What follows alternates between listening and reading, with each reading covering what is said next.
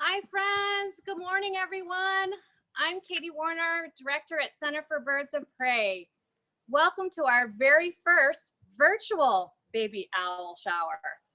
We wish so much that we were seeing all of you come through our gates this morning. We typically host 400 to 600 guests on baby owl shower day, and we're missing seeing everyone. At this time, the center is still closed. We will be closed through June 30th, so check our website for any updates as we reopen. Thanks for coming online with us today. Baby Owl Shower is our favorite spring event. We use this opportunity to educate guests and visitors about baby season at the Center for Birds of Prey and all that we do to help protect these birds. If you're a first-time visitor to the center, let's talk a little bit about Audubon. We're located in Maitland, Florida, and we specialize in rescuing and treating injured and orphaned birds of prey. We opened our doors in 1979 due to a need to care for injured and orphaned raptors. Today, we take that mission forward. We're part of the Audubon, Florida statewide conservation network with offices all the way from the Panhandle in Florida down to the Florida Keys, protecting birds in the important places that they live. The center has three main program areas. We do clinic and rehabilitation for injured eagles, hawks, owls, and other raptors. We do conservation education at our location and all throughout Central Florida. And then we also host a community science program here, Audubon Eagle Watch. I hope some of our Eagle Watchers are with us today. During baby season at the center, we can see over 200 babies come through our facility. That's from about March through June. Over a year, the center admits over 700 injured and orphaned babies. Not babies, birds. So 20% of that come during May alone. Yikes, that's a lot of babies. Our first baby owl shower was held in 1985. So this year marks our 35th time to host this event. That first year, we did it in honor of a celebration of a baby red-shouldered hawk that was actually born at our facility named Uno. That bird was later released into the wild. So we take this opportunity to celebrate spring and the many babies we treat. Why are we raising money during this critical time? Babies take a tremendous amount of resources. There's multiple feedings, tons of laundry to clean, medications, and lots of man hours. If you had 20 babies to take care of at once, what would you do? Our biggest cost is food, and more food. Just to put it into perspective, to care for 10 baby red-shouldered hawks for a week, it cost about $1,400. Imagine then you add on lab work, a possible x-ray. Now we're up to $2,500 for 10 red-shouldered babies for 1 week. Currently in our clinic, we're treating 19, and they keep coming. Surgeries cost us about $200 to $500, depending on the injury. And to rehabilitate a bald eagle, one of our largest species we treat here, it's about $3,000. So we need your help. Since January, the center has admitted 35 bald eagles through our doors. So we want you to enjoy today and be part of our activities. We'll be raising money to refill our clinic cabinets, supplies, and increase costs. We typically ask for visitors to bring paper towels, toilet paper, cleaning supplies as they come to enjoy our day. But right now, we know those items are hard to find. So we'll give you several opportunities. You can donate online cash towards a future roll of paper towels or toilet paper. And we also have an Amazon wish list that has some of these items and other items to support our operations at the center. To donate, you can click on the link found in your Facebook Live description, as well as the chat area in the Zoom.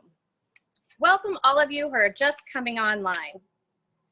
With many of our patients, especially our babies, our goal is to reunite them with their families. This can be done in several ways. We can return them to the nest.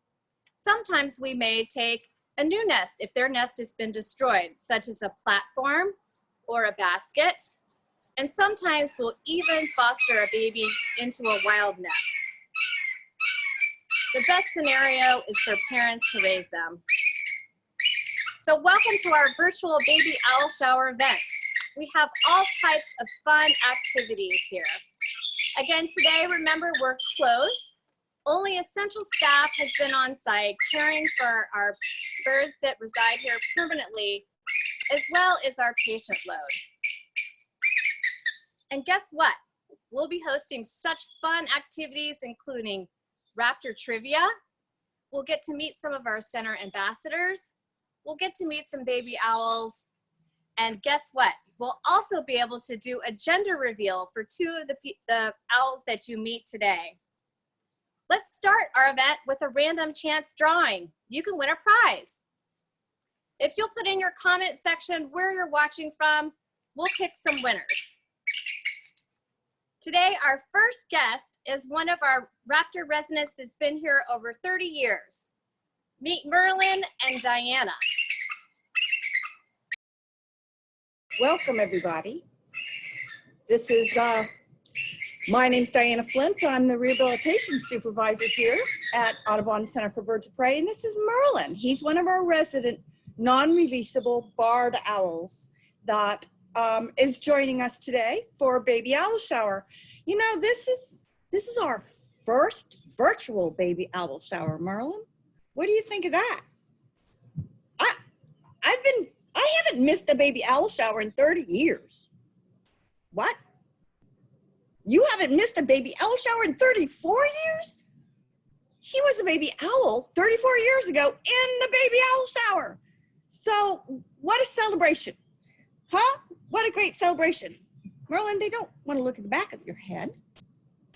So this time of year when we get so many babies in, and some of those babies are still healthy, so we try to put them back in the nest, or the cavity in your case, because you're a cavity nester. Put them back in the nest with their parents, because their parents, they make so much better as to teach you. But you got taught the wrong way, didn't you?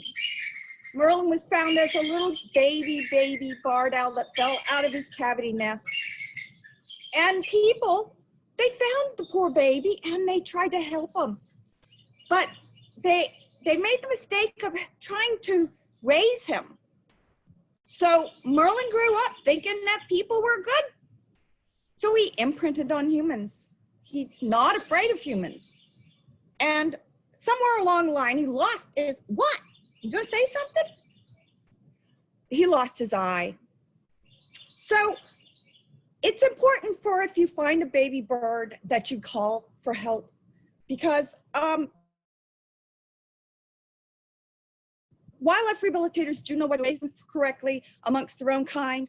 They're going to make sure that they're radiographed and physically examined to make sure that they're not injured. And then if they're healthy, then they can put them back with their babies. So this is a wonderful opportunity to share some of these great birds that we care for here at the center. And from here, I'd like to introduce you to our next guest. And that would be Laura, our educational manager. Have a fun day. Hello, everyone. Like Diana said, my name is Laura, and I am joined with a baby barred owl. If you've been watching our weekly Lunch and Learn sessions, then you've seen this owl before, and this bird is one of the stars of the show today. So we don't typically name our patients. When they get admitted to our raptor trauma clinic, they get a patient number, and then they really only get a name if they're going to be a permanent resident. So this bird, unfortunately, was injured and unable to go back to the wild. So we've actually dubbed this bird Rizzo, and that's part of the reason why he's called that is because of what his injury was. So when this bird was admitted back the 1st of March as a tiny little nestling, he came in and had unfortunately an injured elbow, as well as he had a rat tail hanging out of his beak. His parents had fed him so much that they had stuffed his stomach, and he had the rat tail all the way. We actually did an x-ray that went all the way down his mouth, down his whole system, and you could see it wrapped in his stomach. So his parents were very aggressive feeders. Maybe they were first-time parents or something, just overfeeding this baby. But it was really that broken elbow that keeps him from going back out into the wild. Now, again, we've dubbed him Rizzo, and I keep saying him, but we don't actually know whether it's a male or female. We will actually be doing a gender reveal with this bird later, so we'll all find out together whether or not this is a male or a female, which is actually pretty awesome to be able to share that with you guys today. Now, you may have heard, as I was just speaking, maybe this bird will do it again, that is making some calls like that. And that is just a baby call for the barred owls. And that is a way that they communicate with each other. It's also a way when they're really hungry, they'll use that call and get quite loud with it, begging for food. Most parent raptors, if there is a baby call happening for their species, whether it's their baby or not, they're gonna try to feed that thing. So it's a great way for the babies to sort of get the adults' attention and let them know that they are there and, oh, hey, I'm hungry, if they get really incessant. And then the parents in the area will help feed the babies. So that's just his baby call. About a year old or so, they do kind of stop that call that you heard, and they'll change to their more classic calls like that. So that is what an adult barred owl sounds like. We like to say it sounds like they're asking, who cooks for you? 4 hoots in a row, usually a hoo, hoo, hoo, hoo. That is what you will sound like in about a few more months. So again, he did come in at the beginning of March. So he's only a couple months old at this point, and you can see the baby feathers still on his body. He does have adult feathers kind of in his wings and his tail, but then along his head and his chest, there is that sort of fluffy baby feathers are still there. And then let's see if we can get close enough to the camera. He took a bath right before I got him. So you might be able to see all those wet feathers down there and underneath his chin where he's still wet from taking that bath earlier. The birds in the wild would use water to bathe. Obviously, when it's raining, they'll get some water that way, or they would find a body of water or even a puddle for like a screech owl to be able to take a bath. Here they do have access to ponds and pools and containers of water that they can bathe themselves with and keep their feathers nice and clean. And something is very exciting for him back there. I don't know what he's seeing, but he keeps watching back there. You can see he's doing that head rotation, and that is an owl thing. It allows them to sort of better be able to gauge the depth and the distance away from an object as they move their head that way, the ways that their eyes work. Owls have to turn their head so far because they do not have the ability like us to rotate their eyeballs in their head. So to look over their shoulder, they have to turn their whole head over their shoulder. So they can't actually go a full 360 like you may have seen in cartoons, but they can go about 270 degrees around, which of course is pretty far and a lot farther than us as humans, of course. So this is a baby barred owl. And again, the barred owls do get their names from these bars or stripes down their chest. And they are the most common species of owl that we have here in Central Florida. Somebody actually just commented that they're hearing owls outside their house, and this is the owl I hear outside my house. Again, they're really common here. They do great in urban settings, so they are kind of maybe the owls that we have in our area and in our neighborhoods where we live here across Central Florida. All right, I think we are ready to move back to Katie and continue on. You'll get to see more with this owl in a little bit when we do the gender reveal. Hi guys, thank you Laura and thank you Diana. Isn't Rizzo cute? That's certainly what keeps us going during baby bird season. We're always excited when the first baby arrives, but then by the end, one more. So let's pick some winners. I hope everyone has been commenting on where they're watching from. We seem to have people from all over. We're so excited. Our first winner is from Facebook. We have Linda from Claremont. And our second winner is Natalie from Coral Springs. She's watching us on Zoom. So if either of you will please claim your prize, you need to email audubon@audubon.org to claim your prize and submit your name and your address, and we'll be mailing those out. So fun. We have more opportunities to win prizes later on through today's presentation. So remember, we're raising money today. We need your help to care for all of these babies at our facility. Currently in the clinic, we have 31 babies. 19 of those are red-shouldered hawks. That's a lot of mouths to feed. So we hope you will help us in donating at the links that you can find on the Facebook Live description, as well as in the Zoom chat. Now it's time to vote. Did you guys got a chance to meet Rizzo, right? You think it's a girl or you think it's a boy? So everybody submit their comments in the Facebook Live and in the chat, submit your answer, and you'll be entered in to win our second prize of today. Stay tuned and we're gonna watch a short video to find out. Hi all, my name's Jenny. Welcome to Baby Owl Shower Virtual. Today we have a special surprise. Our two baby owls that we have here are a non-releasable gray horned owl and our non-releasable barred owl. We actually do not know which specific biological sex they are. So when they are at that age, we can send off a feather sample in order to have DNA sexing of each individual bird, because we won't know if they're a boy or a girl otherwise. The reason why that is because raptors, even when they're adults, they are not dimorphic. They don't have different feathering, male or female, for these two species. You can maybe tell by weight, but even then, not good enough for an individual. So what we're gonna have is a reveal of whether or not these individuals are boy or girl. And to help us, we're going to have Ufta, our resident black vulture, non-releasable. She's 21 years old and she is our smartest bird here.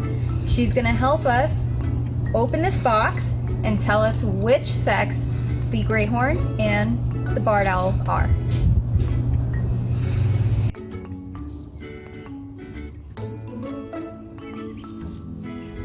Ufta is gonna go ahead and open the mystery box for our barred owl right here. If Ufta opens the box and sees blue eggs inside, then our barred owl is a boy. If Ufta opens the box and sees pink eggs inside, then the barred owl is going to be a girl. Let's see what Ufta finds.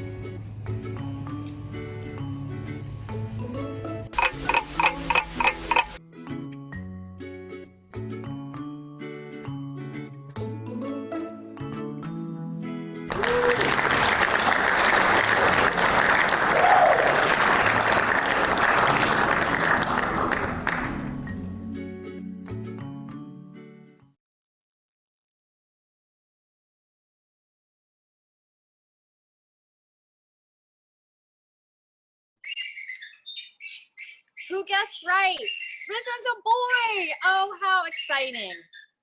That's pretty cool that everybody got to take part. Let's see who guessed right and we'll pick some more winners.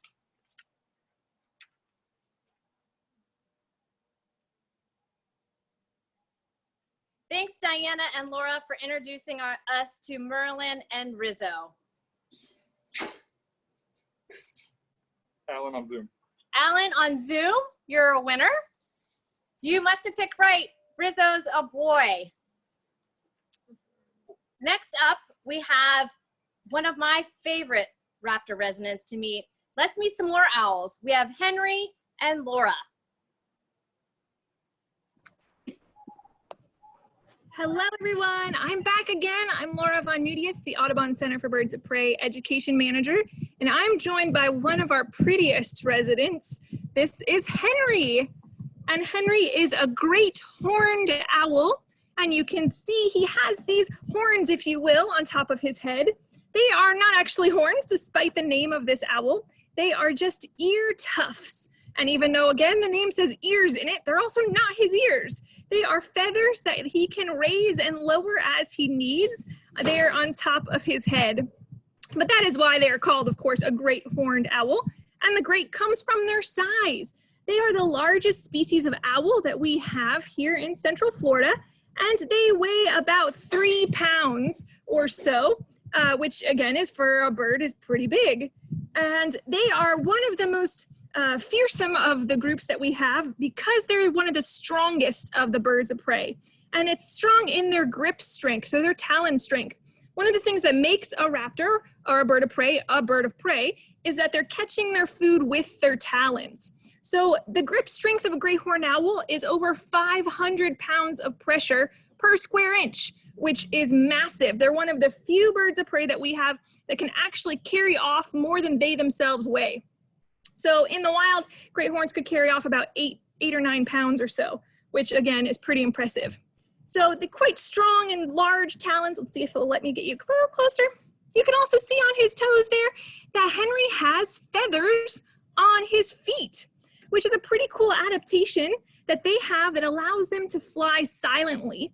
They do have special feathers covering their body that are sort of soft and velvety and great with camouflage, but they also have a fringe at the end of their flight feathers that allows them to flap their wings without actually making any noise. And part of what aids them not making noise as they're flying is the extra feathers on their feet. Also helps absorb the sounds that they would be making just by having those extra feathers. Now you will notice, of course, looking at the great horned owl, one of their most predominant features is their eyes, their huge yellow eyes. So I mentioned before that owls cannot rotate their eyes in their head like us, and they definitely can't do that as well. No owl can. But one of the cool things about Henry's eyes and these eyes here is their ability to, of course, to see in low light or dark light. So just by a little bit of the light of the moon, these guys have amazing vision, and they can see as well as we can during the day, if you will. And they also have the ability to see the ultraviolet light spectrum. So what we would have to use like a black light for to see that neon glow of things that are white, they can naturally see those colors, that spectrum of light, just with their eyes. And that allows them to follow the urine trail of prey because bodily fluids and the ultraviolet spectrum do show up. So they can hunt their prey that way, which is pretty impressive. And of course, flying silently, the mice and the rats, the rabbits, skunks, they have no idea what's coming for them. Aside from mammals, these guys are not picky eaters. So they will eat, if they can find it and it's meat, they're gonna eat it. So they will prey on other birds. In fact, they are the biggest predator of the barred owl. So Merlin and Rizzo that we just saw, they would be eaten by great horned owls in the wild. And they would also eat some reptiles and like snakes, for example, and again, not picky. So that if they can catch it and it's a big enough meal, they will eat it, which is pretty impressive. So Henry himself, getting back to this particular owl, Henry himself is not even quite a year old yet. He was brought into our trauma clinic the beginning of last July, and as a fledgling, so he was a few weeks old at that point, and he unfortunately had a broken ulna in his wing, so the lower part of his wing, that we could not heal well enough for him to go back to the wild and be able to fly. So we decided he would be a perfect fit to stay here with us as one of our education ambassadors. So he was glove trained. You can see him sitting here on my glove. He does have these special leather anklets that go around his ankles that we can attach to a leash. So he is safe here with me and be able to teach people about great horned owls and raptors. Henry goes, when we're able to, of course, go to schools and festivals, then Henry is one of those birds that we would bring along with us so you could meet him up close and in person and start learning about owls and raptors, not even here at the center, wherever the location we take him to, which is pretty impressive. And we are glad to have him. And again, he's not quite a year old, but what you're gonna see next is a baby great horned owl from this year's babies. So just a few months old. So I'm going to bring in Sam Little, who is one of our vet techs, and she has the baby great horned.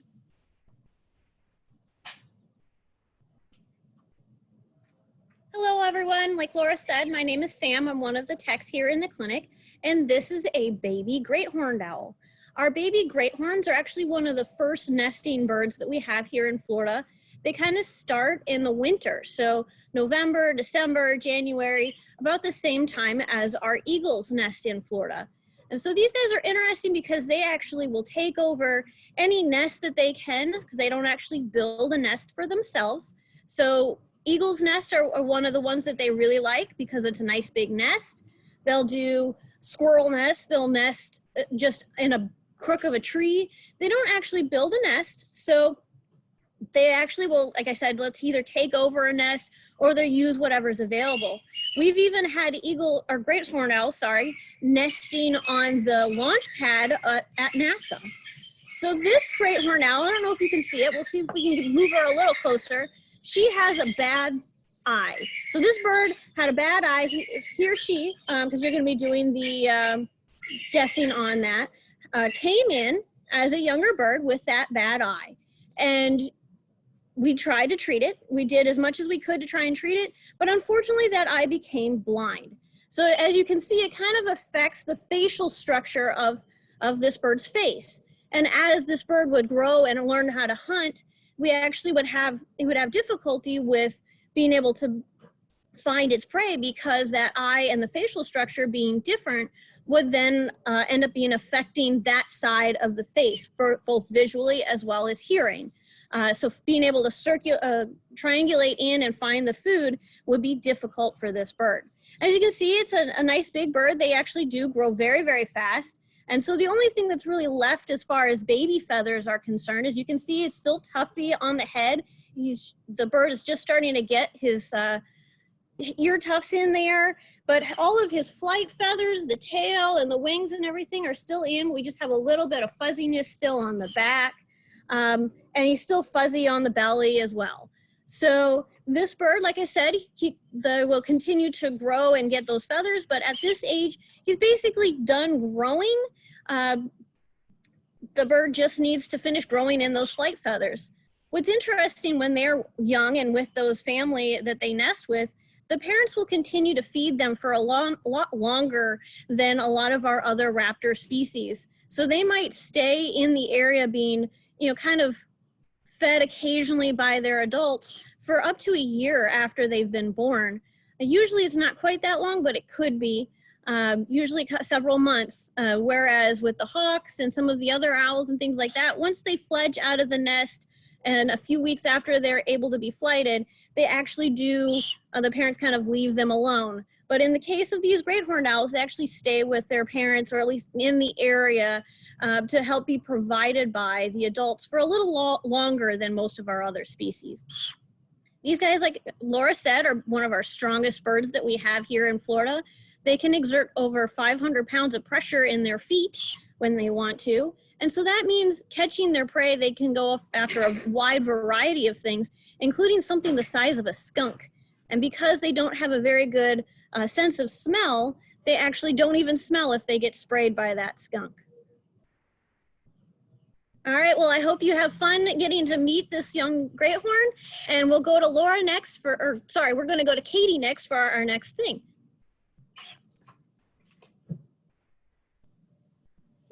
Thank you, Sam. All right, so when we announced our winner from Facebook is D. Gage. Thanks so much, Dee, for logging in. We look forward to seeing you soon in person at the center. So some of you may be wondering, how do we get all these babies at our site? Well, many of them come to us from individuals like you, caring individuals that maybe found a baby raptor that fell out of its nest in their yard, or maybe a perk they were walking in, and they give us a call, and we determine if the baby really needs help, then they can get it to Audubon. We also get them from animal control officers, other rehabilitators in the state that might not be too familiar with how to raise raptors. We have a variety of networks of folks that maybe help out mammals and other species, and they bring us birds of prey, as well as we have a small rescue team. Again, our goal is, if we can, to really get them back in the nest with their parents where they can be raised. Babies take significant amount of resources to care for. We have multiple feedings daily, medications, fecals, blood exams. So during this critical time, we need your help. Right now, we have 31 babies in our clinic. If you're just logging on to join us, welcome to our virtual baby owl shower. We have more opportunities to win prizes as well. I hope you've tested out your owl knowledge and you'll be able to have fun in our trivia game. Remember, we'll also have a gender reveal for Cora, the great horned owl that you just met. So think about it and what your guess would be. All right, Kristen, take it away.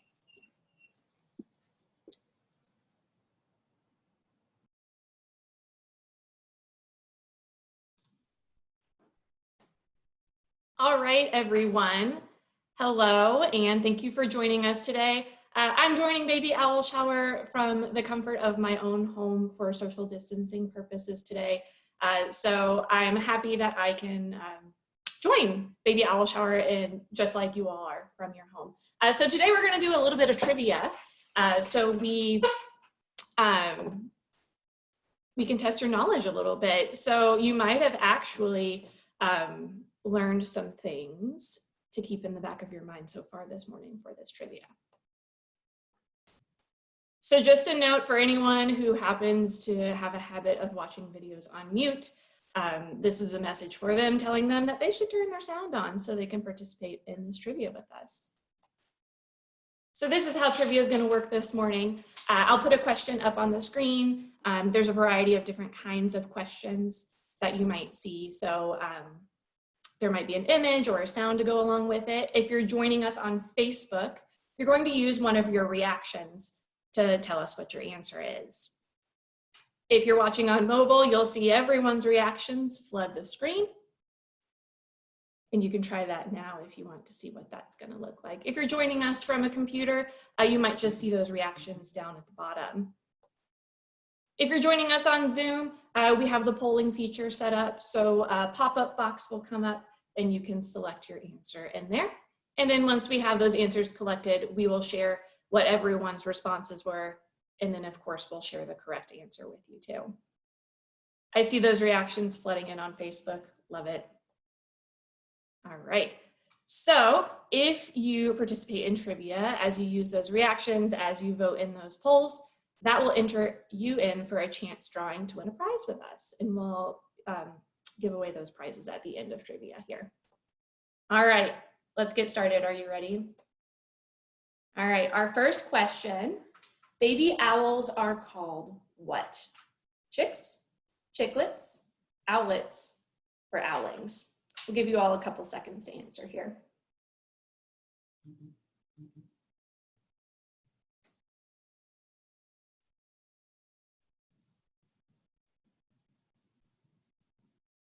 All right, did everyone get a chance to answer? Let's go ahead and see what we've got here. All right, 88% of you said owlets, and you are correct. So owlets are basically baby owls, and we would consider an owl an owlet until it reaches the age where it has kind of its adult feathers all over it. At that point, it might still be a juvenile, but it's fully feathered with its adult feathers. So from the moment it hatches, kind of through when they lose that down feathering on it, it'd be considered an owlet. Good job, guys. All right, next question. This one's a tough one. So when baby raptors are really young, it can be really tough to tell a difference between them. But let's see if you all know what this little baby bird is here.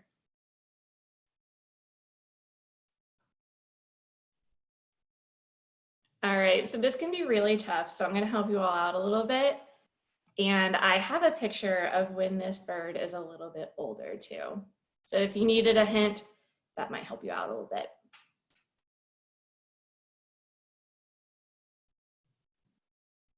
All right, so this bird is an eastern screech owl. Nice, so we got a couple of you on that one. Baby birds can be really, really tough to tell apart, but about half of you got that correct here. And this is an eastern screech owl, and you can tell it's an eastern screech owl from a couple of clues. When it's that really tiny bird, that like hatchling or nestling, something we learned from Laura a little bit earlier, if you notice on this baby bird's legs, we've still got those feathered legs. So we know right away that it's an owl species. And another clue when it's that teeny tiny bird is really how small it is. Eastern screech owls are only 6 to 9 inches tall when they're fully grown. That tiny, tiny baby bird is a good indication that it's an eastern screech owl. When it gets a little bit older, it starts to look a little bit more screechy, and you'll even notice that those ear tufts have started growing in on its head, which is a good indication that it's an eastern screech owl as well. All right, so we have a bird call for you here. So I'm gonna play a bird sound, so listen closely.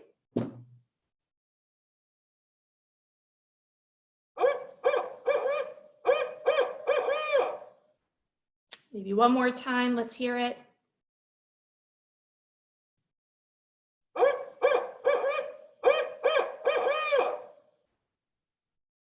All right, who do you think makes this call?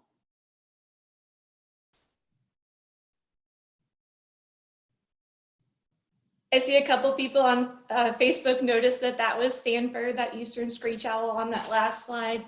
Sanford is one of our very famous, most well-adored resident birds at the center.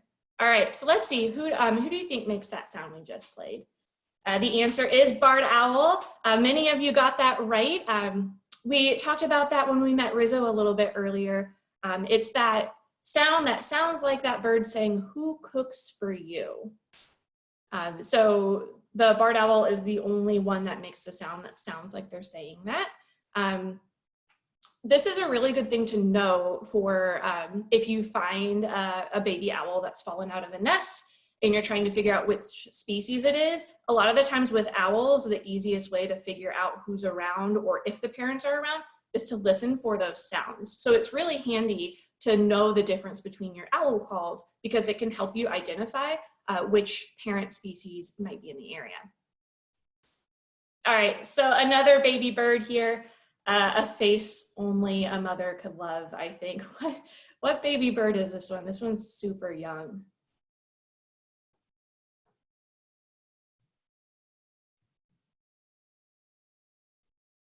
It's kind of tough. I'm gonna give you this bird once it gets a little bit older. A little more bird-like, a little less scary looking.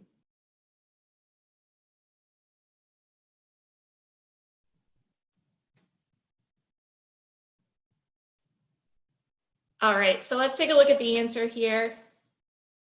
This is a barn owl. Barn owl gets like the glow up of the century award that it can go from that scary dinosaur looking baby into the beautiful, majestic barn owl that it grows into. So there's a couple ways that we know it's a barn owl. Honestly, these baby birds just look really strange. So it's pretty easy to tell them apart. That elongated face, that big beak is a really great way to tell from the beginning.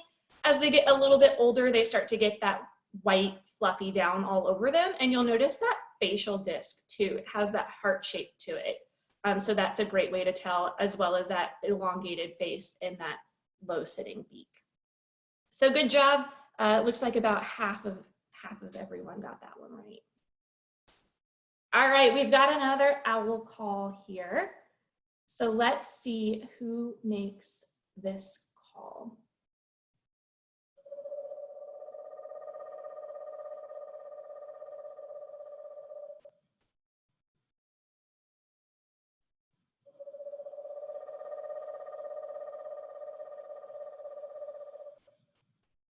Not really what we think an owl usually sounds like, but let's see how many of you could guess that correctly. It is an eastern screech owl. Awesome, okay. So about 35% of you got that one right. This isn't a sound that people really think that an owl would make. We call it like a trilling sound. So you can make a similar sound if you were to like roll your R's for a long amount of time. This sound in particular is really important because screech owls are nocturnal and they're cavity nesters. So they're usually only active at night and their nests are back in holes in trees. So it can be really, really hard to spot them. As you can see in this photo here, even when they are visible, their camouflage is so, so good that it can be really hard to see them. So if you find a baby bird and you don't know if the parents are around, a great way to figure out if the parents are still present is to go outside at night and listen for that trilling sound to see if you can hear them still in the area. All right, we've got another baby bird here. What species is this baby? This one is just so cute, tiny little puffball. We've got this one a little bit older too. Might make that a little bit easy for you.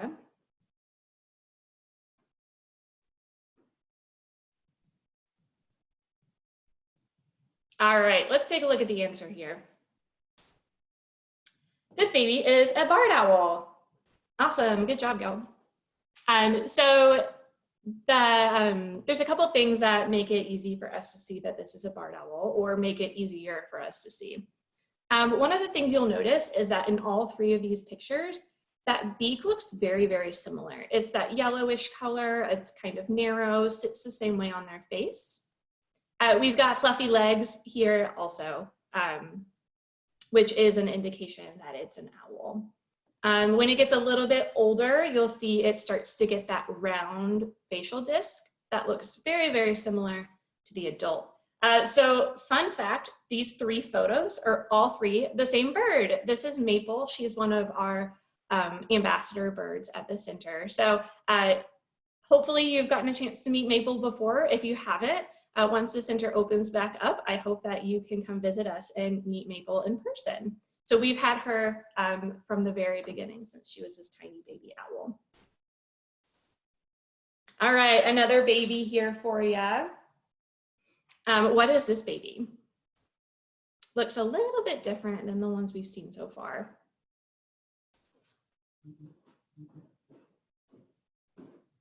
All right, let's take a look at this baby a little bit older.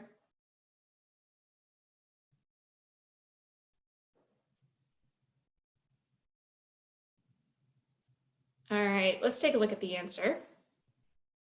It's a red-shouldered hawk. Awesome, y'all did a pretty good job with that one. So the hawk babies do look a little bit different from the owl babies that we've seen so far. They're not quite as fluffy, not quite as round as some of the owls.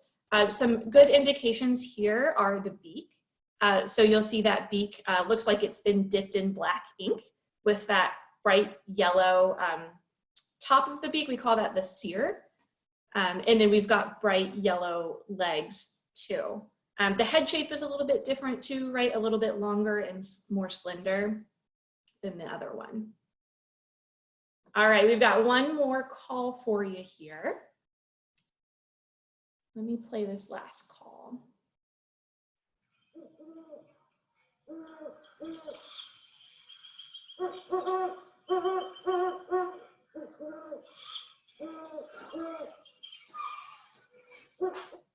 All right, who makes that call?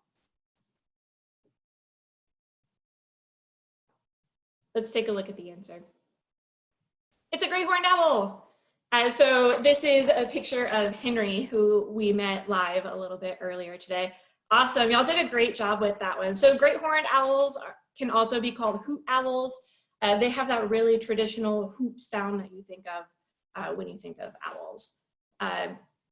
So that might be a great way to ID them if you're hearing something out hooting in your backyard. All right, and then finally, we have one more baby raptor for you here. Who's this one?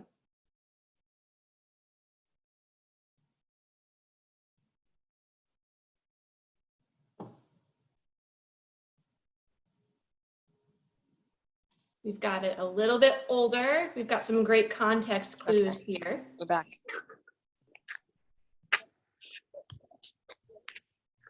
I won't mess with it. Go right back. All right, and let's take a look at the answer. This is a bald eagle. Awesome. Y'all did a really good job with that one.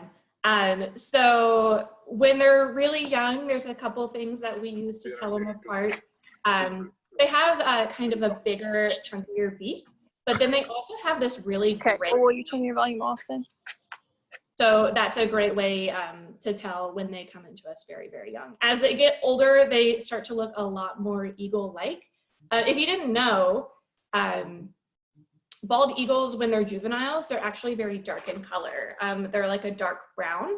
And then as it takes up to 5 years for them to start to look like that traditional adult bald eagle with the white head and the blackish body. Another great way that we can tell here, besides the fact that this bird looks a lot more eagle-like in the second photo, is this giant nest that it's sitting on here. Big sticks, they usually nest in really tall pine trees. So that's a great kind of context clue for you there too. All right, thank you so much for joining for trivia. You all did a really amazing job, and I hope that you learned something new that could help you ID a baby bird if you were to find one as well. So we have some winners here. So Mindy Hellman on Facebook, you're our winner. And Derek Warner on Zoom, you're a winner also. So we will drop a note in the comments, but please send us an email with your contact information so we can send you your prizes. Congratulations. Just as a reminder, Baby Owl Shower is traditionally one of our biggest supply donation fundraisers throughout the year. Because we're doing it virtual this year, we are missing out on those donations. So if you can donate anything to us at all, that's really, really helpful. Any supply donation or any amount of cash donation is really, really critical, and we are very grateful for what you can do. So visit the link in our post or in the comments if you'd like to make a supplies donation or a cash donation to help us out. Thanks for playing trivia. And up next, we're going to take a look at the bird gardens. This is an area that is usually off limits to our guests. So enjoy your exclusive view and field trip into the bird gardens. Thanks, guys.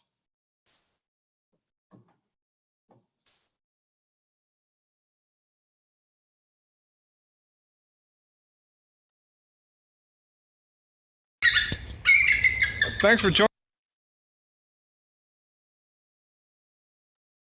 us for Baby Owl Shower. We figured we'd do something special for you guys and take you into our bird garden, where when we are open to the public, the birds will be in here. That way they can experience different sounds and sights each day. But we decided to get you guys a little bit up close look at a lot of these guys. And I'll tell you about some of our residents. So let's go and check them out. So first up here, showing up from one of our backside, is Scarlet. I'll wait till everyone's done talking.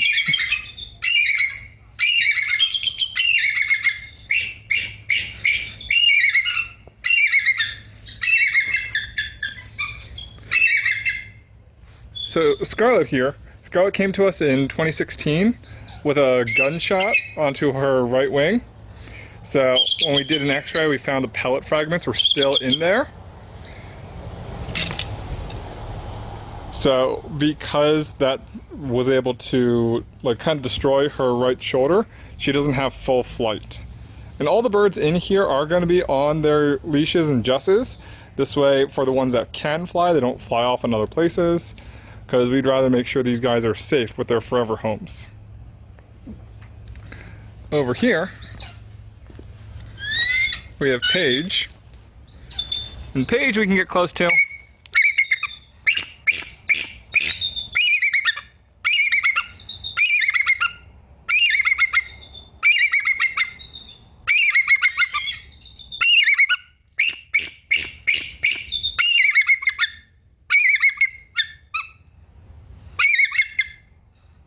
Paige here is one of our older residents. She actually came to us in '95. She fell out of her nest, which caused her to fracture her collarbone, and she also had a case of avian pox. Avian pox is the bird equivalent of chicken pox, but we think that the pox gotten so bad that it impaired her vision, and she wasn't able to see where she was going in the nest. But once she was able to recover, she doesn't have that full flight due to that injury, so she stays with us here. And after I tell you about some of the guys, I'll come back through and get up close videos with some of these guys as well. On to the next, one of my fan favorites, Gretel here.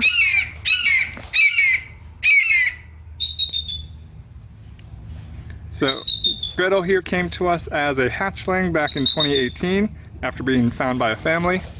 The family wanted to make sure that the little youngster could survive, but unfortunately in that time that it had it, that youngster got imprinted by humans. So Gretel no longer thinks of himself as a swallowtail kite. He views himself more like a person. Once any bird gets imprinted by humans, there's no way to correct that. So they don't have the proper communication skills or survival skills that their wild counterparts would have. You can see Gretel's a little bit hot right now. He's right in the sun. Luckily enough, he does have a water dish. All of our birds have access to water during the entire time that they're out here, and even in their backstage mews as well. Go check out another friend. Our most talkative one.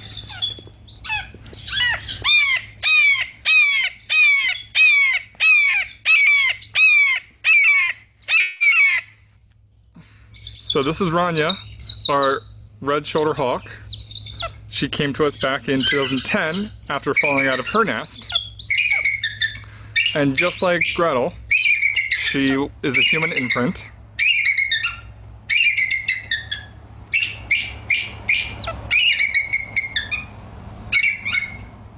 So because she's an imprint, she doesn't know how to properly communicate with the native red-shouldered hawks around here. So she'll try to communicate with us, which is what you heard earlier on. A lot of screaming.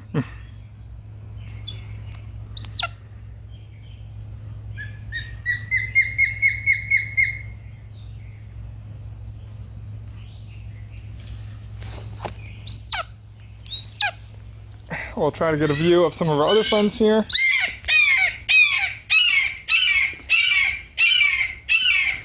On the ground over there, you can kind of see this Chopper. Chopper's not the biggest fan of me, so I'm going to keep my distance from him.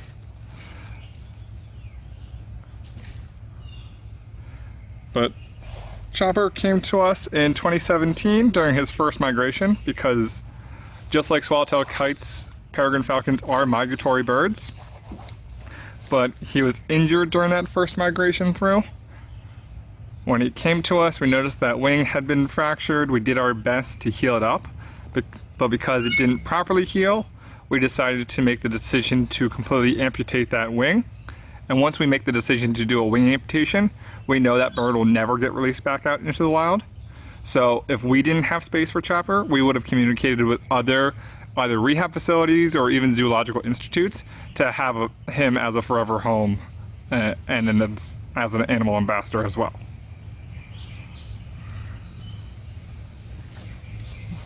A few more down the way. We have Hank.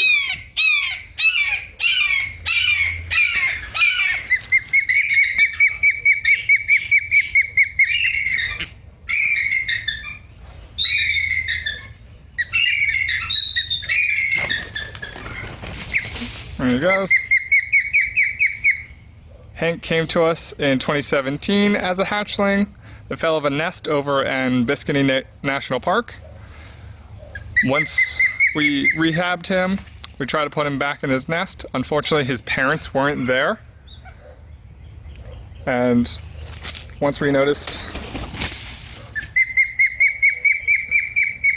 that his parents weren't there, he'd also become pretty habituated to humans. So he serves as one of our ambassador birds as well. Yeah, one more friend to see.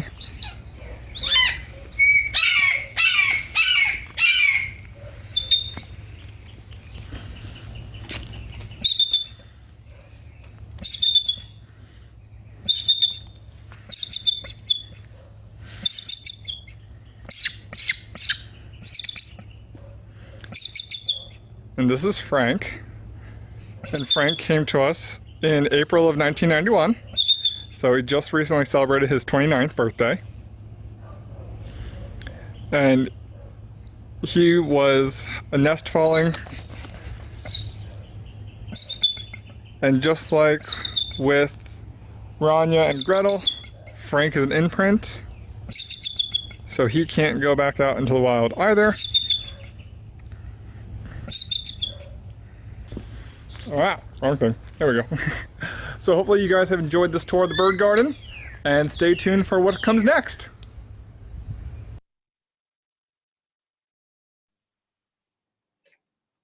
Hi guys.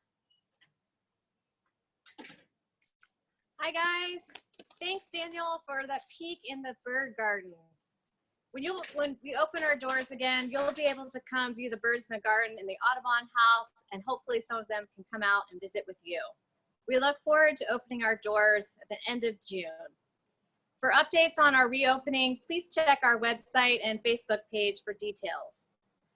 We're going to take a few more minutes to meet some of our they're going to not be owls, some of our other birds that reside at the Center for Birds of Prey. First, we'll meet Alina.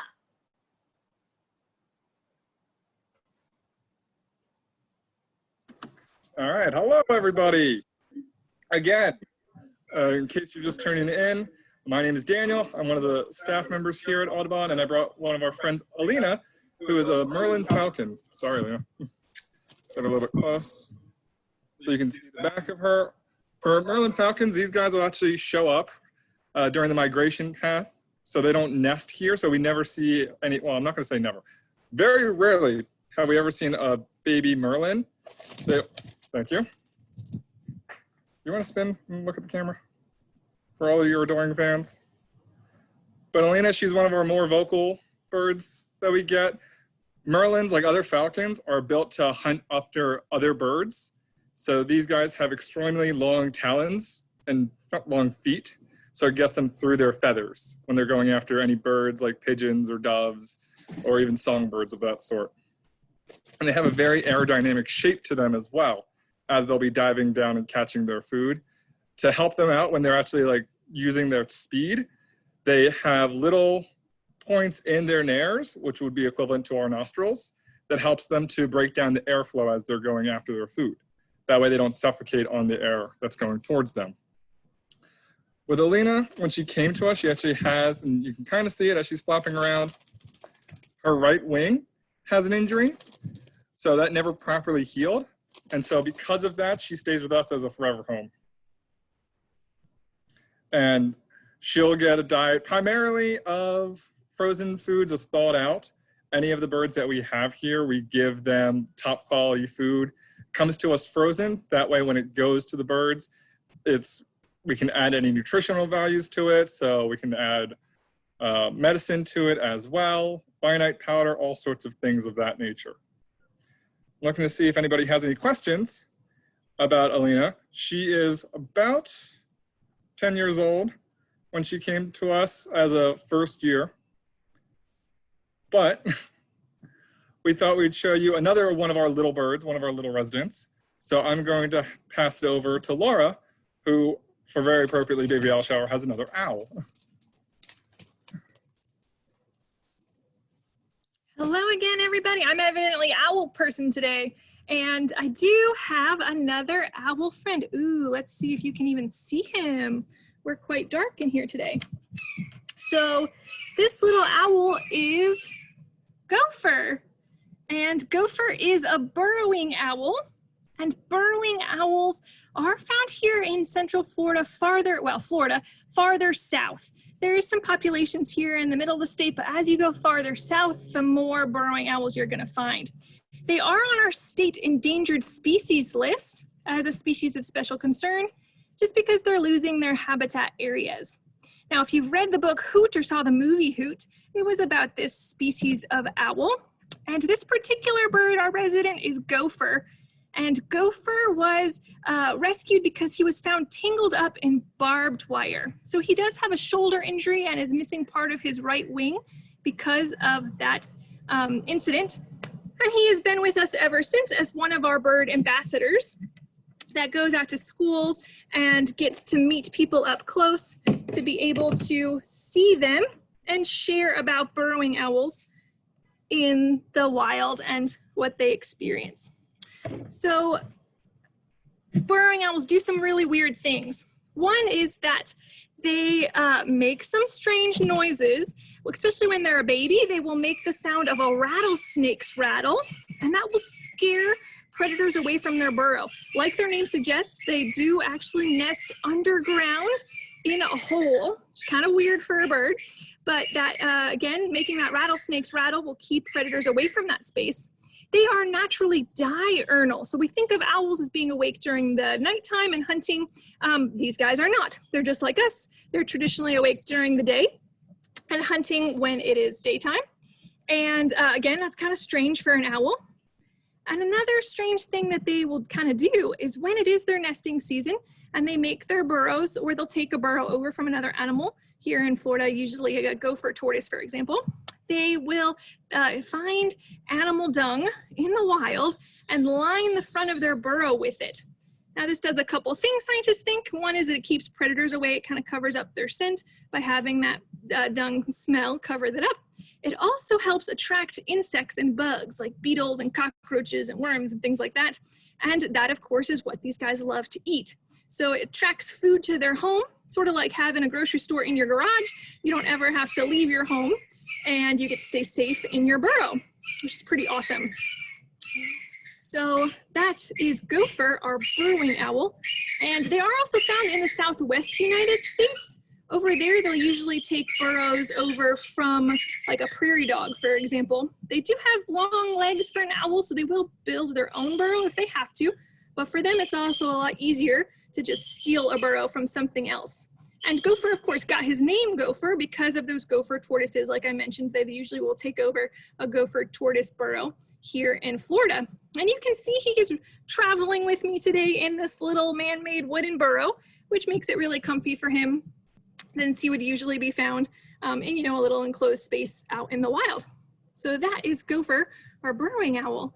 And he loves to eat insects, like I mentioned. So he at the center will eat some mice and some chicken, but also some mealworms. He loves eating insects. And in the wild, of course, that's one of the things he would be hunting. It's pretty impressive. Fun, cute little owls. All right, I think we're ready to see some other owls, specifically some baby owls. One of the treats we have for you today, which we're able to do because this is virtual, is to share with you seeing some baby owls that are in the clinic. Usually that's a staff-only area, but because we can bring a camera in there with us, you guys will be able to see some baby owls being fed, which is pretty awesome, and again, something we do here. So I'm going to turn it over and introduce Beth Lott. She is one of our clinic staff here at the center, and she's going to be able to help you and take you into the clinic to see that baby owl feeding, which is going to be pretty awesome. I believe I heard that there's going to be baby screech owls, and they're adorable. So I'm going to turn it over to Beth.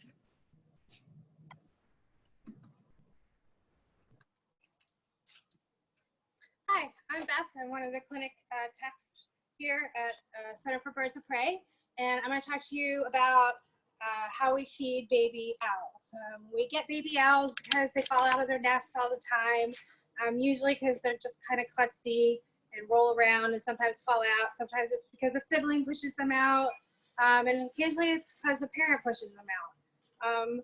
A lot of times since they're little and their bones are still growing, their bones are kind of rubbery, so they just kind of bounce and they don't actually fracture or break any bones. However, occasionally they do, and they need extra treatment.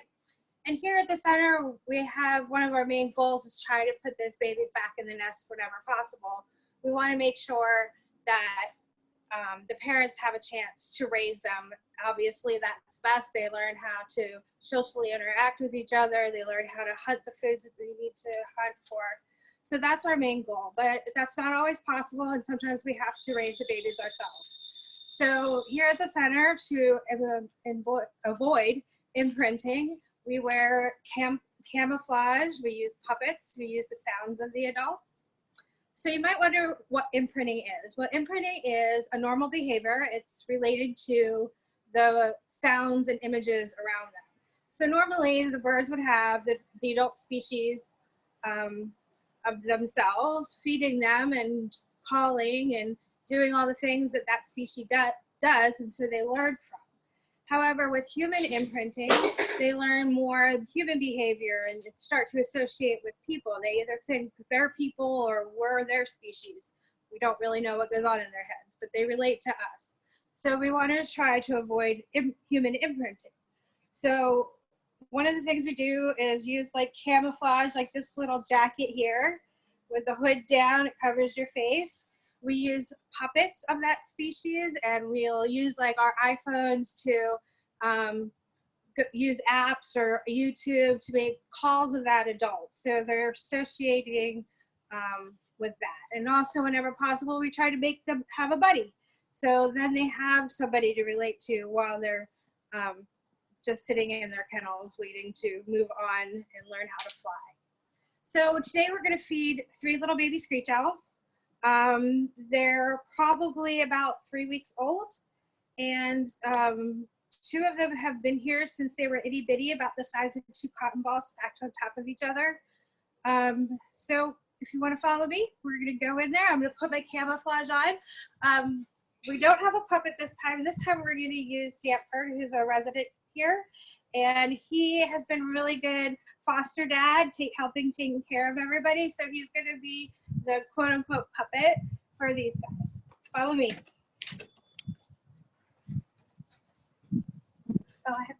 And I'm not going to talk while I'm in there. So it's going to be a soundless few minutes.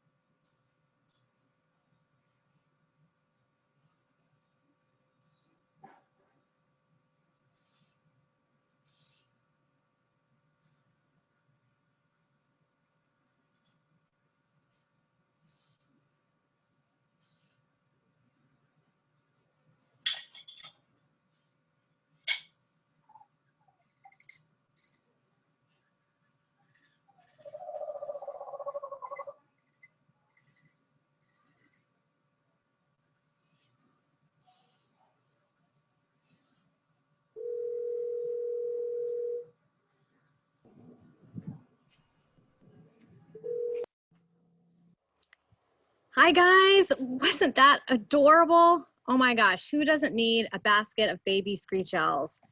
Thank you so much, Beth. If you guys want to submit some questions, Beth will come answer a few through your chat or on Facebook. Leave us a comment and we'll have a few questions. Remember, we're raising money today to help support these baby screech owls and all the babies we have in our clinic. We also take donations through our Amazon wish list. You can find that in the Facebook Live information as well as in the chat and Zoom, and go to our donate link to help us support our babies in the clinic. So let's talk to Beth and take some questions.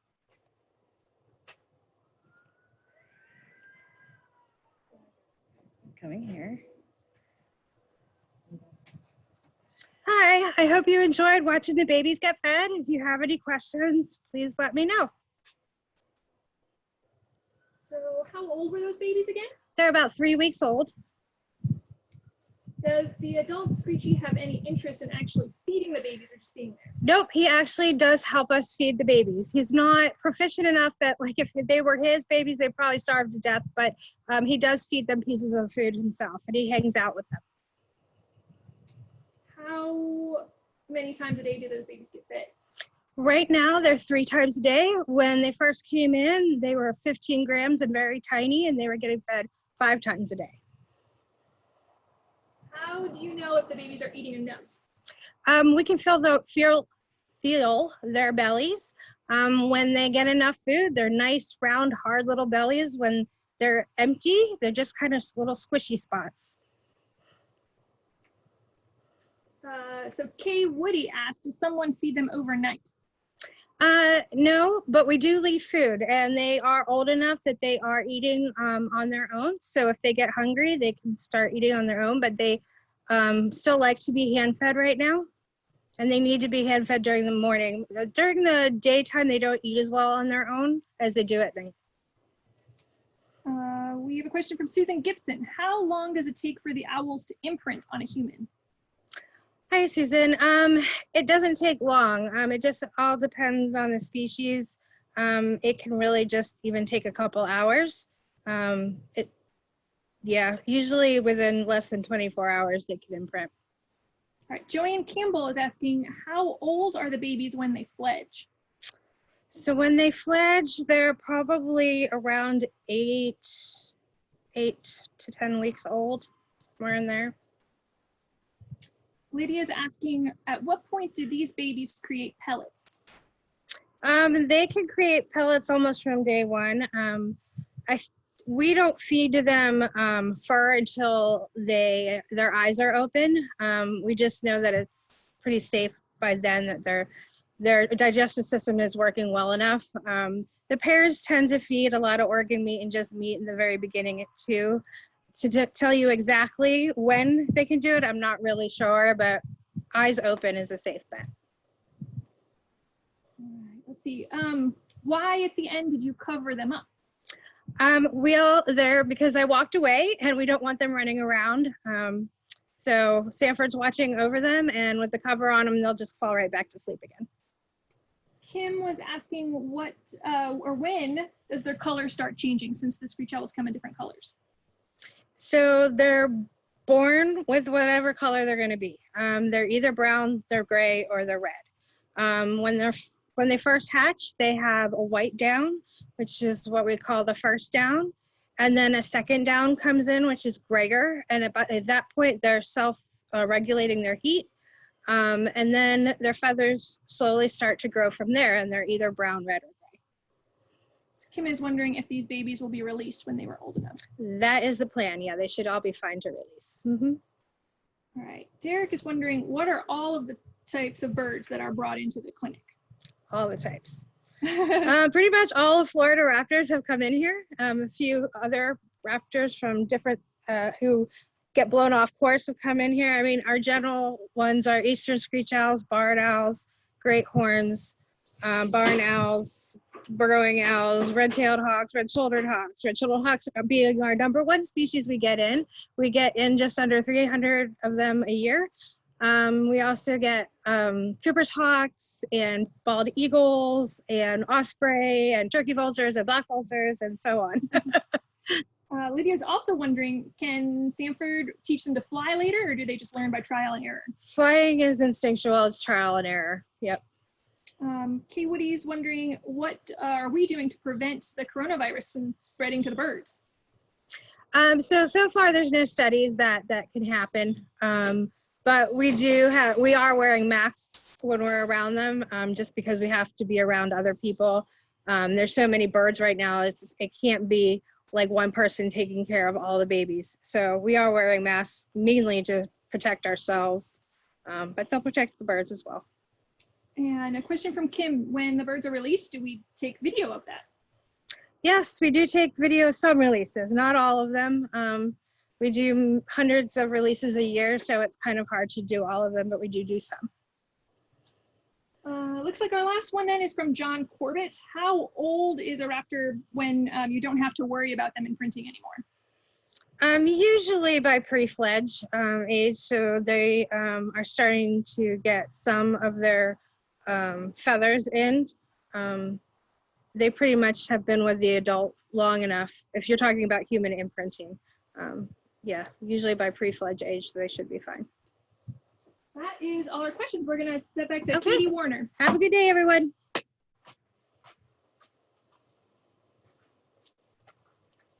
Hi guys, wasn't that fun? Thank you so much, Beth.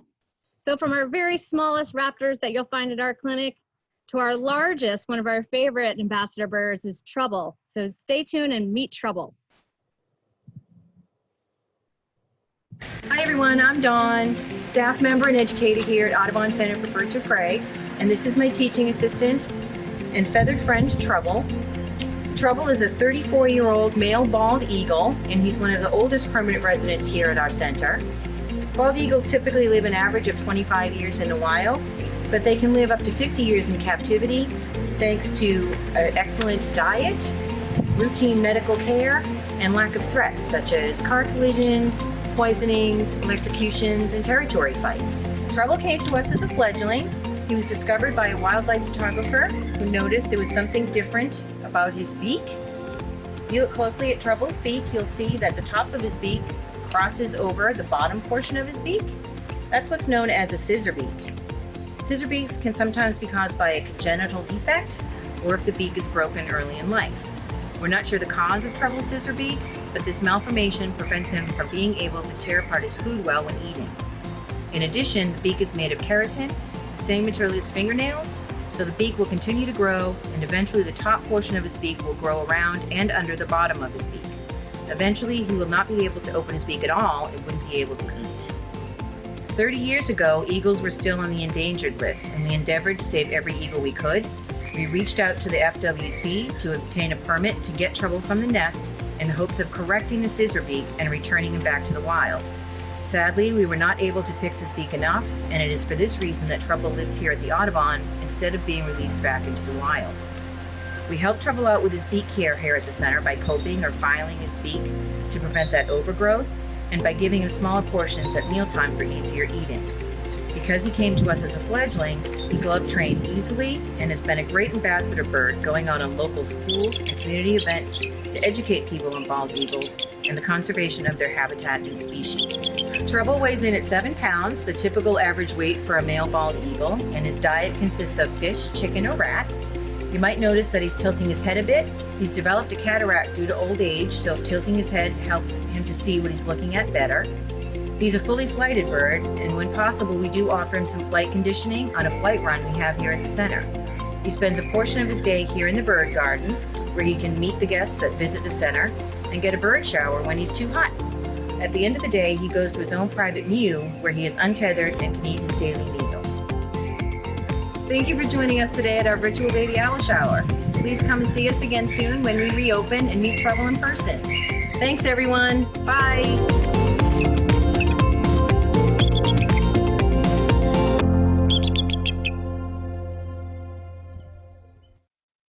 everyone. Thank you so much for joining us today at the virtual baby owl shower. I know all of our staff here are so grateful for your donations and your support of the center, and we're so sad that we can't see your lovely faces today in person. But thank you again for joining us. My name is Shawn Lee Breeding. I am the Audubon Eagle Watch Program Manager here at the Center for Birds of Prey. And Eagle Watch is a community science program that started 27 years ago. Here in Florida, it's a group of community science volunteers around the state who monitor bald eagle nests during the breeding season. So we currently have about 450 volunteers monitoring almost 800 nests here in Florida. So it's a great program. The volunteers are amazing. They do great work every year collecting productivity data and watching the nests, making sure they're safe. One of the things they do also is make sure that everything's okay at the nest. So oftentimes they're some of the first to notice if there's something wrong, if one of the eagles is down and needs help, etc. And that's exactly what happened recently. We had a call from a neighborhood, a nest here in Orlando that's at a local park over by Camping World Stadium, Lizzie Rogers Park. Beautiful nest that had 2 chicks in it. And our volunteers work closely with the community where the nests are located, especially in urban areas. They get to know the neighbors and the local people that work there. And one of those folks called us and said, hey, one of the eagles from the nest, one of the babies is down on the ground and needs help. We think it's broken its wing. So thankfully they were able to rescue that eaglet. They got it into a kennel, but they needed help getting it to the center. So the volunteer for that nest, Jim Johnson, drove over there to pick up the kennel and bring it to the center. Thankfully, the young bird, he was almost ready to fledge and leave the nest, but not quite. It was just a little bit early for her. And she was otherwise healthy, so no broken wing, which was great news. She had a few internal parasites, which is fairly common. So she was rescued on March 24th, and by April 9th, she was ready to go again. She had been transferred to our 100-foot Magic of Flight barn, where we can monitor their flight capabilities and make sure they're flying well enough to go back into the wild. So on that date, April 9th, we were ready to release her, but unfortunately, although we make every effort to release these young birds back at their nests, sometimes for various reasons that's just not possible. Either the family's left the area already, or maybe the area is not suitable or safe for release. For those reasons, we decided that we weren't able to release this bird back at its nest. So I used the Eagle Watch data that my volunteers collect to look for other nests in that area that might have young of a similar age. What's great is that bald eagles, at the end of the season, they will welcome roving juvenile eagles to join their family and come in and get supplemental feedings, free lunch, so to speak, and join that family. So we use this natural behavior to our advantage when we need to do a release. We call it a foster nest release. So we find a nest that has young of a similar age, and we release that juvenile eagle back at that nest. That way that eagle has the option to join that family if it wants to, get some supplemental feeding. Juvenile eagles, when they leave the nest, they're not actually fully self-sufficient right away when they're flying. They do stay with their family a week or so, learning critical hunting skills and how to survive in the wild before they take off on their first migration north. So I looked at the Eagle Watch data, found another nest up in Apopka that had a youngster of a similar age in a great location, a nice open former golf course community, nice and safe spot for release. So on April 9th, we took her up there. Jim Johnson, the volunteer for the nest, was able to release her, and we had volunteers for the nest at Apopka as well able to join us. All of this, of course, during these crazy COVID times, so we were taking full COVID measures with face masks and social distancing, et cetera, to protect ourselves. But as you can see, the work of the center goes on during these times as well. Birds still come into the center, birds still get released from the center. So we thank you so much again for your support. It means the world to us in helping us get these birds back out into the wild. So enjoy this video. This is of our young eagle getting released, getting a second chance at life, thanks to all of your support. Thank you so much.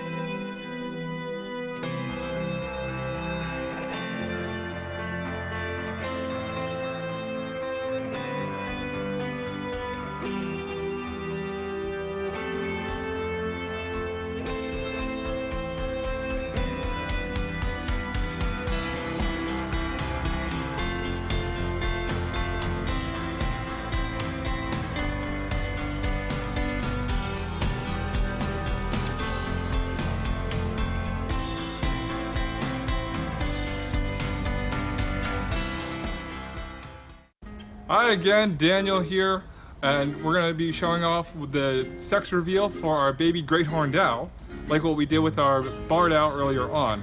If you want to take a guess as to what the gender of this baby is and want to win another prize, make sure you leave a comment or in the chat box on Zoom if you think it's a boy or a girl. Now, just like with the barred owl, you can't tell by looking at them if they are a male or female. So we actually took one of our baby feathers and sent it off to get DNA tested. You can get some ideas for birds if they are larger. They tend to be females, but that's not always the case. We actually have a resident, and her name is Jeff. The reason is because when she first showed up to us, she had a very light weight to herself, and then after 13 years, she laid an egg. So it's hard for boys to do that. So this is why the only way we can get it definitive for that sex is with a DNA test. We're going to be using UFTA to help us reveal this sex reveal. The reason we're using UFTA is because it's a form of enrichment, gives her some new stimulation, and she loves any sort of puzzle enrichment. So to show off how we're doing this, we're going to send it back over to Jenny.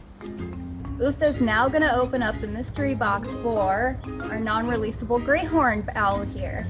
So if UFTA opens the box and finds blue eggs inside, our great horned owl is a boy.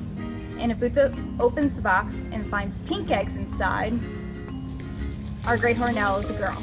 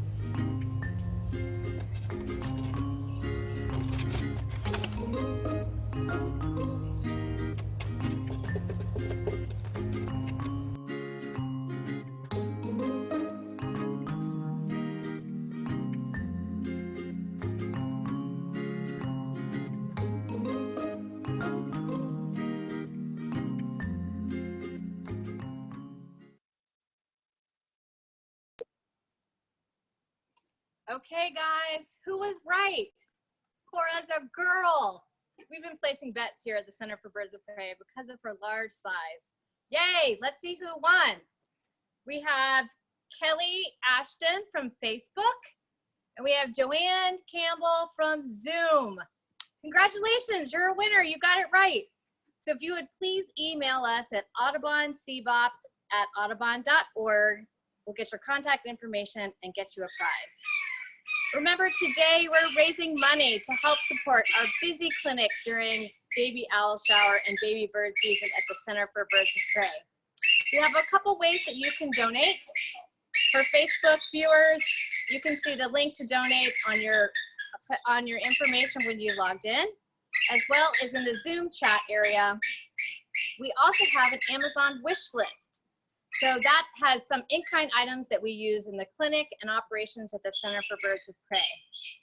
We have another guest, a center favorite, though many of our favorites are at the Center for Birds of Prey. Let's meet Sanford and Laura.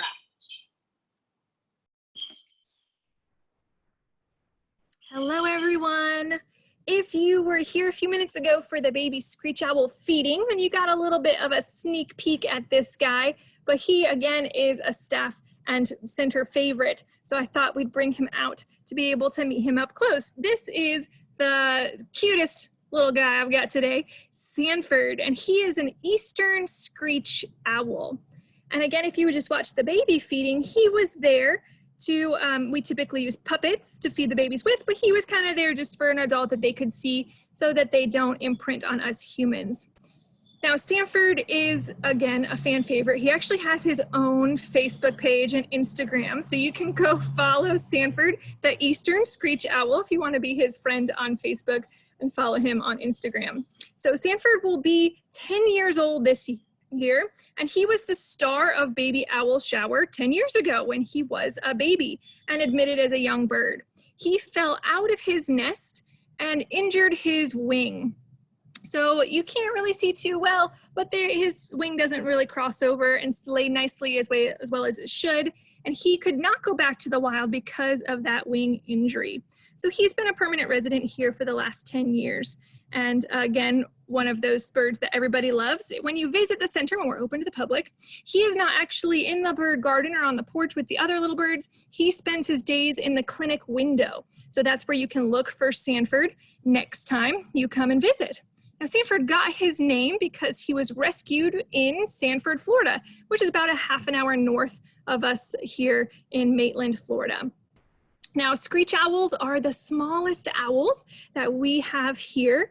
And despite his size, right, if you look at his size, he sits about 5-6 inches tall, about the size of my hand.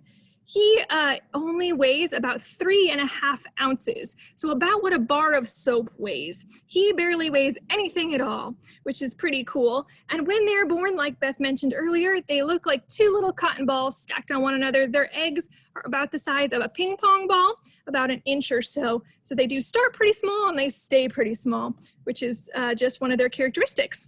Now, if you look at his coloration, he does have these sort of beautiful, rusty, reddish brown colored feathers. He is a rufous or a red color morph. Now, screech owls come in 3 different colors. So this beautiful red color, they also come in a brown color and a gray color morph. And you can see them sort of depending on the area that you are, you'll have more of one color than the other. Scientists think it helps blend into and have camouflage for the trees in that particular area. We do get a lot of red here in Florida, but we also do get the gray and the brown as well. The other cool coloration with Sanford, at least, is his eyes. Most screech owls have yellow eyes, but he has ones that are kind of this bluish green color, which is a recessive trait and just, to me, makes him look beautiful. One of those just lovely owls. Now, you may have noticed too, he just put his ear tufts down. We talked about ear tufts earlier with the great horned owls, and they have these feathers on top of their heads that they can raise and lower as they need to. In fact, they can do that with all of their feathers on their body. They have muscles to be able to control all of them. So on a really hot day, you might see a bird puff up and allow the breeze to pass under their feathers and cool off their body. On a really cold day, they'll sort of tuck their feathers under to keep the body warmth near them, sort of like us wearing a jacket, for example. So you can see that he does have his feathers, his ear tufts down. Scientists think that the ear tufts are used, and they can move them like that, to help with a couple different things. One is camouflage. When he is against the bark of a tree goes vertical, his coloration kind of goes vertical, and the top of his head is rounded, which would stick out against that bark. So by raising up his ear tufts, he can elongate his body and blend in better to the tree bark, as well as they can use it a little bit for, thank you, Sanford, for pooping on the table. They can also use it a little bit for communication. So if he's chill and relaxed, those feathers can go down. If he's alert or he's wondering what's nearby, then he can stick those feathers up too, which is kind of interesting. Now, we mentioned that he was a great foster dad, and this is a new addition to Sanford's repertoire. This is his first season that he has been interested in helping with the baby owls in the clinic. Again, he is usually in the clinic during the daytime when we're open, and never before has he shown any interest in the babies. In fact, he usually stays away from the babies when he hears them in the clinic. He might check them out if he hears their noises, but then he stays away. So this year was pretty cool for us. That first time he was in the clinic and he was interested in the babies, and then we actually allowed him to feed those babies like Beth mentioned earlier, which is pretty cool, and we love doing that. We've had some great, amazing foster parents at the center before that help raise the birds. Again, we get dozens and dozens of babies into the clinic, about over 200 a year that come in, and having adult birds that live here that can help be fosters for those babies that come in just better allows us to get those babies back out to the wild, which is very important. Now, screech owls, again, I mentioned that they are the smallest owls we have in the area. They do great in urban settings, so you might have them in your neighborhoods here in Central Florida. They make a few different calls. One sounds like a horse whinny. So if you think you hear horses, but you know you don't live anywhere near them, it could just be this little owl. And they also make a trilling noise, sort of like when you roll your tongue. And that beautiful little trill is another thing you might hear around your neighborhoods. Even though seeing them is quite hard because they're small and have great camouflage, you might hear them before you see them. The other reason why you might not see them is because they are cavity nesters. So they do live in tree cavities or holes in trees, and that is where they make their nests. It helps keep them safe, and it, of course, makes it harder to see them.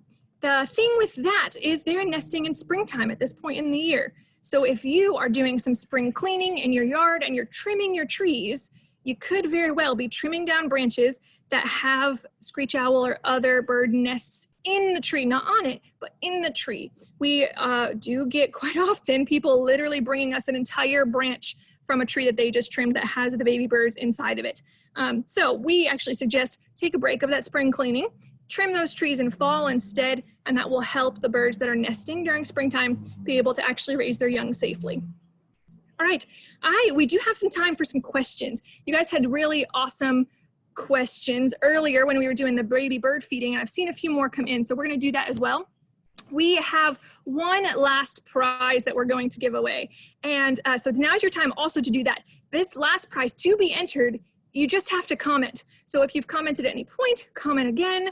Anybody who comments, ideally you're asking a question because I'm about to answer some, then this will get you entered into this very last prize. And the last prize that we're giving away is gift cards. Perfect, from some of our local partners, which is pretty awesome. So go ahead, you can start sending in those questions that you have about Sanford or anything you've seen today so we can start answering some of those questions. Do we have any of those questions? So Laura, why would we want to find out the sex for some of our babies? Great question. Somebody was asking about well, why we want to find out the sex of the baby. And that is important for a few reasons. If the baby's going to be released and put back into the wild, we honestly do not care whether it's a male or female. It doesn't matter to us. They don't get cared for any differently. And so we don't worry about that. But we will do that feather DNA testing if it's a permanent resident bird. One, because we like to name the birds when they are residents. So knowing whether to give it a name that could be more feminine or masculine is also kind of good. And we also don't have breeding permits here at the center. So we do not want to be raising babies and having chicks here at the center that are not rescued. So it also helps us to know who can and cannot be housed with each other so we can prevent any breeding from happening at the center. What age are baby birds released? Baby birds are released when they're ready, essentially. Ideally, if they come in as a young bird and we know where the nest is, we'll actually just do a nest return. We will put that baby back in the nest it came from or find a foster nest that has babies the same age and release that baby whenever it's healthy again. If it's an older bird, then again, we're sort of waiting for it to heal and get healthy. If it was injured, for example, had an injured wing for whatever, get it healthy again before we put it back into the wild. Wherever it was rescued from, we try to put it right back in that same area, especially if it was an adult bird, because they are territorial. We want them to sort of pick up exactly where they were left off when they were injured. This is a question about trouble. How often does Trouble's beak get coped? Perfect. So you guys, if you watched the video, you met Trouble and saw that he has a scissored beak. It doesn't line up properly. So his beak gets trimmed, or we call that coping, about once a year, sometimes twice. And we kind of leave it up to what needs to be done for him and how quickly his beak is growing. All of our permanent residents do get a yearly physical, just like we should go to the doctor for your health check. Our birds get that as well. So that once a year is usually when we plan on coping and keeping his beak nice and trimmed. We'll trim up their talons as well. We'll do a full physical head to toe. And that's typically when we keep his beak nice and short for him. What do I do if I find a baby bird? Great question. Again, this is springtime, it's the baby season. So if you find a baby bird, there's some things that can be done. And it depends on the baby bird itself. If it is a small little nestling, if the eyes are still closed, if it's totally covered with that gray or white fluffy feathers, then ideally, if you know where the nest is, they can go back into the nest, or that's going to be the size of a bird that you're going to want to get it to a rehabber that can help it. If it is a larger baby that has the start of adult feathers, if it's standing on its own, they often will end up on the ground as fledglings as they're learning to fly. They don't always learn to fly from the trees down, but from the ground up. So often at that point, parents are in the area, they're still feeding and caring for that baby on the ground, and that baby just needs to figure out how to fly. So at that age, you don't usually need help. Typically, if you pick it up and bring it to a rehabber at that point, you've just kidnapped that baby. So we suggest watching it, making sure you're listening if there's parents in the area, seeing if the parents are feeding and caring for it, keeping any predators away, if there's feral cats or dogs in your yard, for example, and just kind of letting that baby be on its own, do what it needs to do. If it's still there hours later or parents aren't around, then yes, it's time to get that baby some help. How can I get owls to come to my yard? Great question. I mentioned that they are urban birds. A lot of the owls we have in the area do great in urban settings, and a great way to get them to come to your yard, especially screech owls, is to give them shelter. I mentioned they are cavity nesters. So if you live in an area with big old growth trees like oak trees that have natural tree cavities, you probably already have them. If you don't have that, then you can put up a screech owl nesting box. You can build it. There's plans on our website, or you can Google that, be able to see how to build a screech owl nesting box, hang it up in your yard, and if there is a food source and a water source and then shelter, you're going to be able to attract them to your yard. This goes back to a question about coping. Do you use anesthesia when you have to cope a bird's beak? Great question about anesthesia using when we cope a beak. And we do not. Our resident birds that get their yearly physical, we are able to hold them and then do the medical procedures we need when they're wearing a hood. Raptors are kind of funny. If you cover their eyes, they can't see you and it's like you don't exist anymore. So that helps calm them down and allows us to be able to do what we need to them without using anesthesia. If we're doing major surgeries and things like that, then yes, of course, we're going to use that. But just general coping, it's like trimming your fingernails. It doesn't hurt him. And again, covering his eyes keeps him really calm. So we can do that trimming for trouble specifically, as well as the other birds that might need it. Do you ban all the birds that get released? We do not ban all of the birds that get released. Only some of them. So we have federal permits that allow us to ban bald eagles. If you watched in that video about the eagle release, then you saw us banding that baby. And with the silver band, that is the federal band that has the number for that bird that can be tracked since bald eagles are an important and protected species. You also saw that he was getting a green colored band. And that is a special study we are part of here at the center, tracking the type of nest that the bald eagles are coming from. So if they came from a natural nest, like a tree, then they're getting a green band. If they came from a man-made nest, like a nest built on a cell tower, then they're getting a black colored band. And then that'll allow us, as those babies grow and reach sexual maturity about 5 years from now and build their own nests, to know what sort of the trend is. Are they choosing the same nest as themselves, or is the trend to be more human nest or natural nest? Help us better protect the species by doing that. But aside from bald eagles, we don't typically band our birds. We have been part of studies in the past that where we banded caracaras, for example, or other birds, but typically it's just bald eagles. Great question. Okay, we have a question from one of our campers. Will you be offering virtual camp Oh, this year? yes. Welcome. Hello. I love my campers. So typically here at the center, we do a raptor camp. We do 2 weeks of raptor camp during the summer, and it is one of my favorite parts of the year. Unfortunately, this year, we will not be hosting live here in person. Our camp is usually in June, and we're just worried about everybody's safety for that. So instead, we will be offering some virtual online classes and fun interactive things for kids. We're still working on that, so details are still coming, but there will be some fun things for our campers to do during the summer here at the center. Not here at the center, but virtually here at the center. Will a barn owl return to its same nest each year? Yeah, great question. Typically, because the birds, raptors, are territorial, they will return to their same nesting area and the same nest. So if they've had success with that nest in the past, they raised babies in previous years, they didn't have issues with predators or babies dying, for example, from whatever could have been in the area, then they will tend to use that same nest over and over and over again. If they do encounter problems, then they might find a new nesting, a specific nest tree or nest spot in their sort of territory. But once they've sort of fought with the other birds to establish that territory, it's better for them just to kind of hang out in that area. All right, it looks like that was our last question. So we're gonna head back over to Katie Warner and finish up our baby owl shower. Thank you for submitting all your questions.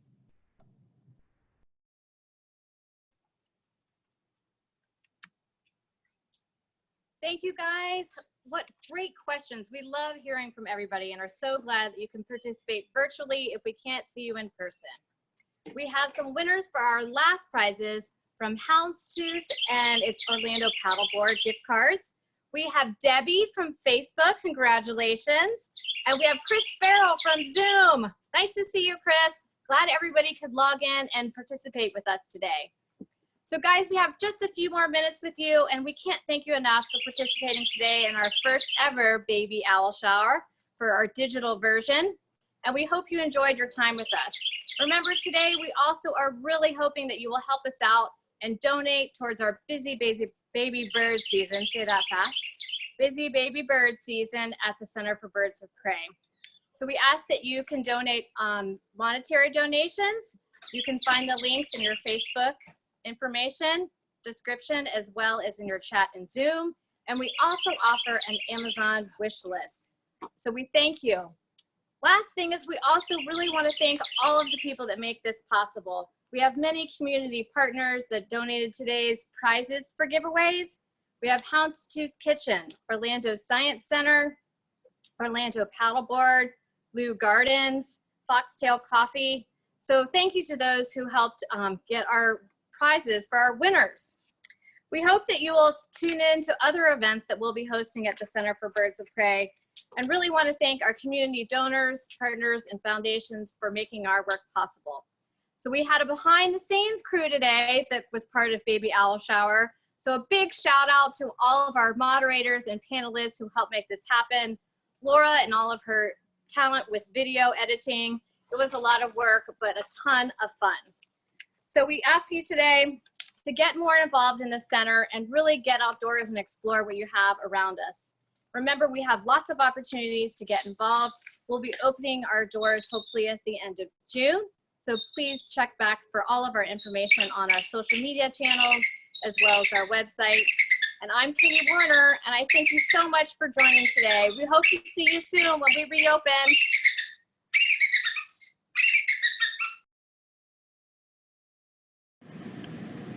Thank you for donating to the Audubon Center for Birds of Prey annual Baby Owl Shower. We appreciate your support. Thank you to these local organizations for their generous support: Harry P. Lou Gardens, Paddleboard Orlando, Orlando Science Center, Houndstooth Kitchen and Eatery, Foxtail Coffee Co., and your support of the Audubon Center for Birds of Prey. Thanks for joining us for Baby Owl Shower. We decided to show you guys a special treat by setting up one of our trail cams. A trail cam, in case you've never heard of it beforehand, is a motion sensitive camera that allows us to observe animal behaviors without us physically being there. We have this one set up for video, so if you give me a second, I'm going to set this up in our screech owl habitat so we can observe some of our baby screech owls and what they're doing. So give me a second and we'll show you that footage.